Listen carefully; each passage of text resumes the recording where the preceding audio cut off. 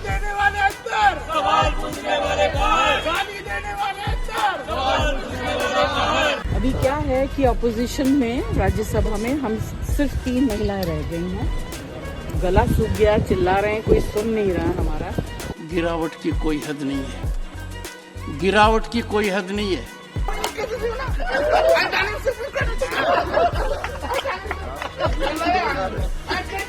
अगली बार ये आ गए तो बाबा साहब भीमराव अम्बेडकर जी का संविधान खत्म हो जाएगा। हम और आप इस दरवाजे से नहीं घुस पाएंगे, वो बाहर खड़ा है। आज एक बार फिर से 49 लोकसभा सांसदों को संसद से रिमेनिंग सत्र के लिए सस्पेंड कर दिया गया। कल भी किया गया था और इससे पहले एक बार और किया गया था। कुल कितने हो गए? 141 विपक्षी सांसद अब तक निलंबित हो चुके हैं। लगभग विपक्ष का सुपड़ा साफ संसद भवन से हो चुका है। देश की जनता ने इन सांसदों को बेशक से चुनकर भेजा हो, पर ये विपक्ष के सांसद हैं, तो इनको संसद से सस्पेंड किए जाने के लिए छोटे मोटे रीजन ही चाहिए हैं। अब सत्ताधारी पार्टी ये कह रही है कि देखिए ये प्रदर्शन कर रहे थे, बैल में आकर प्रदर्शन कर रहे थे, तख्ते लेकर आ रहे थे, इसलिए हमने संविधान के अनुसार जो रूल्स एंड रेगुलेशन है, चेयरमैन की जो पावर है, स्पीकर की जो पावर है, उनका इस्तेमाल करते हुए इनको सस्पेंड कर दिया। कल जिन को सस्पेंड किया गया था वो संसद परिसर में प्रदर्शन कर रहे थे, कह रहे थे कि गाली देने वाला तो अंदर बैठे हुए हैं और सवाल पूछने वाले बाहर भी बैठे हैं। बात भी उनकी जायज़ है। इतने में खबर आती है कि 49 और विपक्षी सांसद इनके साथ बैठकर और प्रदर्शन करेंगे, वो अंदर से आ ही रहे। अभी क्या है कि अपोजिशन में राज्यसभा में हम सिर्फ 3 महिलाएं रह गई हैं। गला सूख गया, चिल्ला रहे हैं, कोई सुन नहीं रहा हमारा, तो हमने सोचा कि शायद इस बार मीडिया हमारी मदद करे। तो कुल मिलाकर 141 विपक्षी सांसद, लगभग पूरा विपक्ष संसद से बाहर हो चुका है। इस बीच कुछ बिल भी लेकर भारतीय जनता पार्टी आने वाली है, न्याय संहिता वाले। वो बिल भी और कम्युनिकेशन को लेकर भी, जिस तरह से हम बातचीत कर रहे हैं ना, अब तक तो टीवी चैनल वाले कुछ खबर चला देते थे अपने अनुसार, सुविधा अनुसार, तो उनके ऊपर एक्शन जो होता था, माफ़ी वगैरह मांगनी पड़ती थी। उसको लेकर जो नियम है ना, वो अब हमारे जैसे पत्रकारों पर भी लागू हो जाएंगे। यूट्यूब के लिए भी, फेसबुक के लिए भी जो एंकरिंग करते हैं ना, जो खबर बताते हैं, वो सारे के सारे रूल रेगुलेशन हमारे ऊपर भी लागू हो जाएंगी। खैर ये बात अलग है। मेन मुद्दा क्या है? क्यों गाजर मूली की तरह विपक्ष को संसद से बाहर का रास्ता दिखाया जा रहा है? आप सोचेंगे कि अहंकार आ गया है, 3 राज्यों में जीत गए हैं। पहले तो खुद मोदी जी कहते थे कि आलोचना तो एक गहना होता है, सरकार का आलोचना करने से mother of democracy that is India, इनका लोकतंत्र मजबूत होता है। तो अब किस तरह से थोक के भाव में विपक्ष के सांसदों को फेंका जा रहा है? असल वजह आप जानेंगे ना, असल वजह, और उसका आशय निकालेंगे तो आपको सब कुछ समझ आ जाएगा। भाई साहब, इस तरह से थोक में विपक्ष के सांसदों को सस्पेंड करने का एक और आखिरी एकमात्र कारण है, वो है राहुल गांधी की संसद सुरक्षा चूक पर मीडिया बाइट। मैं चाहता हूं राहुल गांधी की इस बाइट को एक बार आप सुन लीजिए। सुरक्षा ब्रीच हुई है, हाँ, वो है, बट क्यों हुई? जो देश में सबसे बड़ा मुद्दा है, बेरोजगारी का मुद्दा, जो पूरे देश में उबल रहा है, मोदी जी की पॉलिसीज के कारण हिंदुस्तान के युवाओं को रोजगार नहीं मिल रहा। तो ब्रीच जरूर हुई है, बट इसके पीछे कारण बेरोजगारी है और महंगाई है। धन्यवाद। ध्यान दिया आपने? संसद में सुरक्षा चूक जरूर हुई है, ये राहुल गांधी ने माना, लेकिन उसके पीछे, सुरक्षा चूक के पीछे क्या है? बेरोजगारी और महंगाई। इस देश की जनता इससे त्रस्त है, इसलिए आवाज़ उठकर निकल कर आ रही है। हमें सुनने में ये वाक्य आम लगता है, लेकिन राहुल गांधी की इसी बाइट से सत्ताधारी पार्टी ने अंदाज़ा लगा लिया कि जिस सुरक्षा चूक पर विपक्ष और तमाम मीडिया गठबंधन वाले संसद में चर्चा की मांग कर रहे हैं, उस मुद्दे पर, उसके जरिए काफ़ी चीज़ें सामने निकल कर आएंगी। सुरक्षा चूक का मुद्दा तो रहेगा ही, उसको कैसे रोकना है इस पर चर्चा होगी ही। साथ साथ ये भी निकल कर आएगा कि इस देश की जनता त्रस्त जो हो चुकी है, उनकी आवाज़ को दबाने के लिए तमाम संसाधनों का प्रयोग सत्ताधारी पार्टी ने जो किया था, जो ढसोखला और जुमलेबाजी के सारे देश की जनता को इतने सालों से लगातार बेवकूफ़ बनाता हुआ जा रहा है, अब वो नहीं चलने वाला है। एक चिंगारी, क्रांति की चिंगारी उठ गई है। ये सरेआम विपक्ष सत्ताधारी पार्टी के मुख पर रखता और उसको सारे टेलीविजन में लाइव टेलीकास्ट के थ्रू पूरी देश और राज्य के लोग, आम जनता के कानों तक वो बातें पहुंचती। विपक्षी सांसद ये भी आवाज़ उठाते कि जिन लोगों ने संसद में सेंधमारी की है वो वास्तव में पीड़ित लोग हैं, काफ़ी पढ़े लिखे हैं, कुछ मजबूर हैं, कुछ महंगाई से परेशान हैं, कुछ रोज़गार न मिलने से परेशान हैं। उनकी कोई भी आपराधिक पृष्ठभूमि नहीं है, उन्होंने किसी को नुकसान पहुंचाने के लिए संसद में ये सेंधमारी नहीं की थी, उन्हें अपनी आवाज़ उठानी थी और उन्होंने हमारे स्वतंत्रता सेनानी भगत सिंह का रास्ता उठा। तो भाई साहब, जब ये चीज़ें क्लियर हो जाती तो सत्ताधारी पार्टी को नरमी बरतनी पड़ती। अब जो जिन जिन कानून की धाराओं में केस दर्ज किया गया है ना, यूएपीए राजद्रोह का, और एक तरीके से उनको पुलिस रिपोर्ट में आतंकवादी दिखाने की कोशिश जो हो रही है, उनको सबक सिखाने की, उनको ऐसी सजा देने की कि इस तरह की कोशिश कोई भी न कर सके, वो जो कोशिशें हो रही है ना, उसके ऊपर विपक्ष एक साथ आवाज़ उठाता तो ठप्पा एक तरीके से लग जाता कि नहीं, ये लोग इतने भी क्रूर नहीं है कि ये किसी को यहाँ पर नुकसान पहुँचाने आए थे। ये मौजूदा हालात से परेशान थे।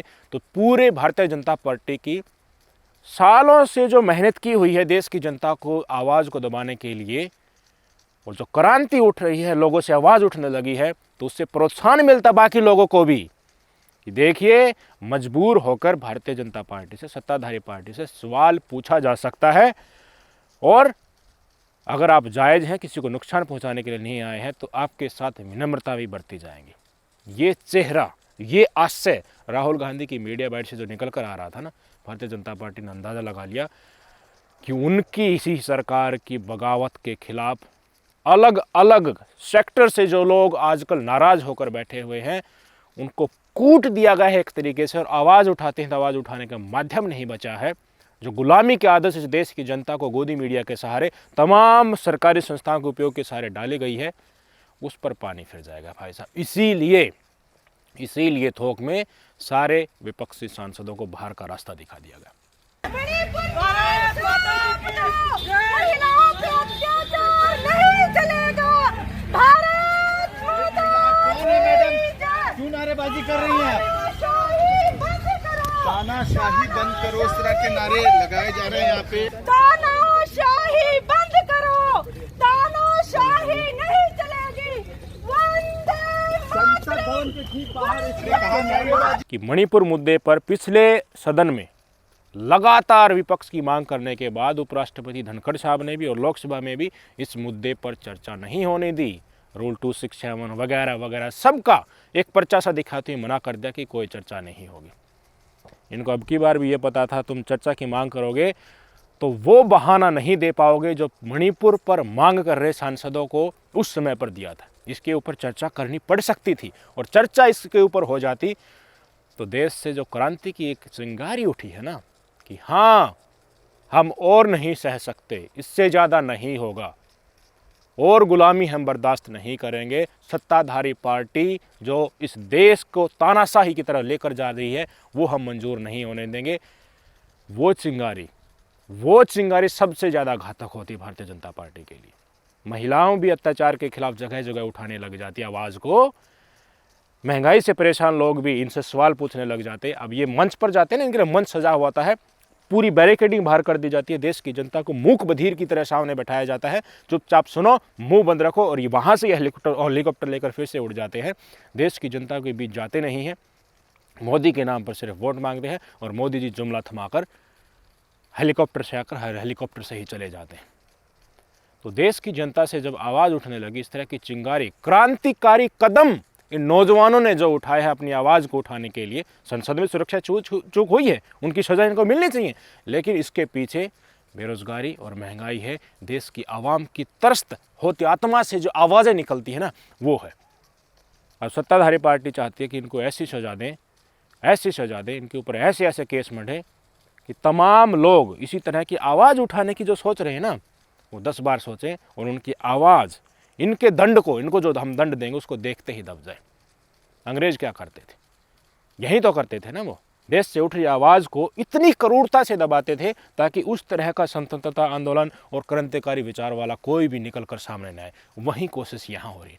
इस कोशिश में भारतीय जनता पार्टी की ये कोशिश में विपक्ष सेंधमारी कर देता, इसलिए इनको एक एक करके सुलटाया जा रहा है संसद भवन से कि निकलो यहाँ से। इनको मजबूरी में सुरक्षा चौक पर चर्चा करनी पड़ जाती और सुरक्षा चौक के सहारे एकदम से तो माइक बंद करोगे नहीं, टाइम तो अलॉट करना पड़ेगा।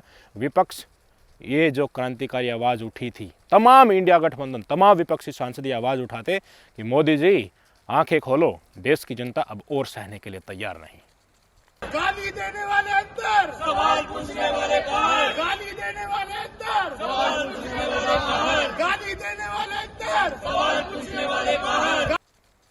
मोदी जी ने तो अब एक स्टेटमेंट भी दे दिया है। पता है क्या दिया?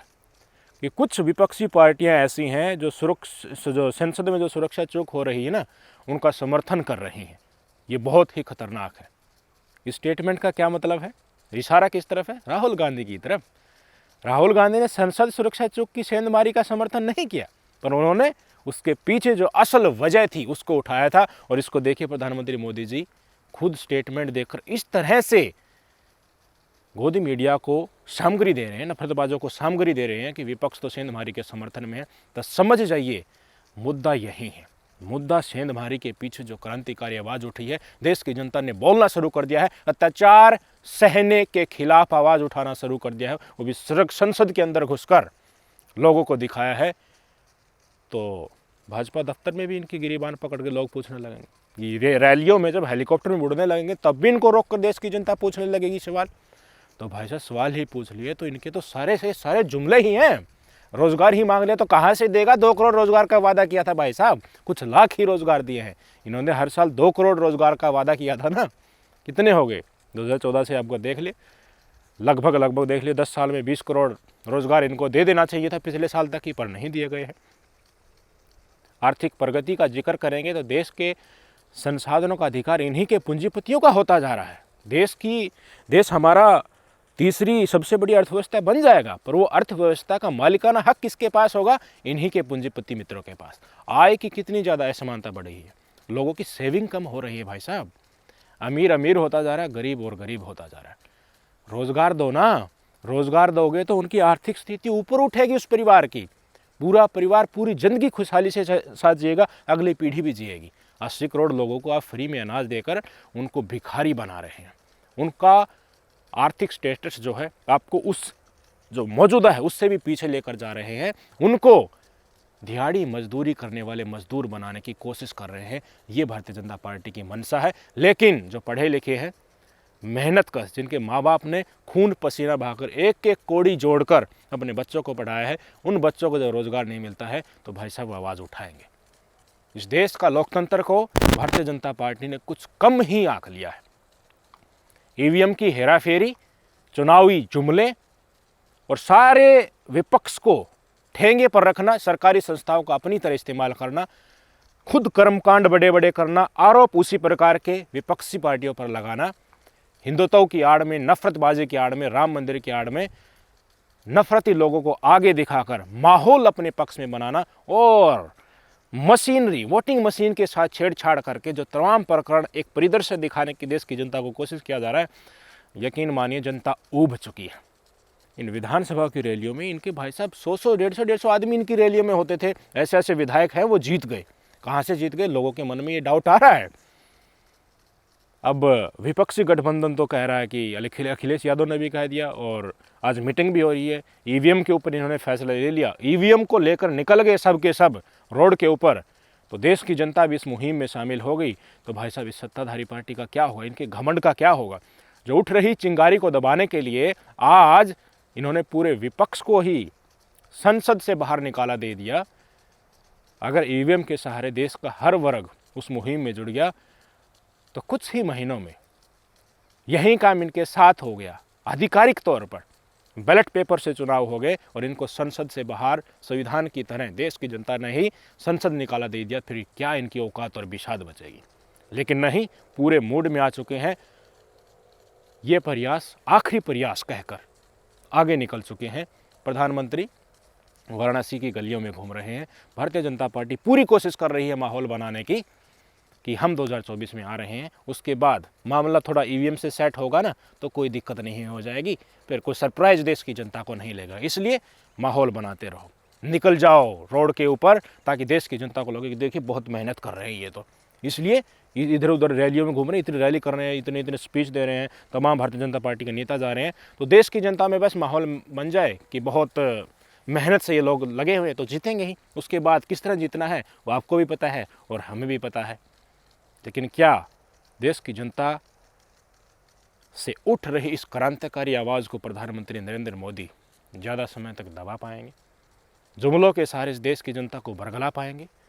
तमाम वर्ग पर हो रहे अत्याचार को क्या देश की जनता अगले 5 सालों तक भी ऐसे ही सहती रहेगी? मुझे नहीं लगता। चिंगारी उठ चुकी है। इस चिंगारी को मोदी सत्ता तो दबाने की पूरी कोशिश करेगी, लेकिन इशारा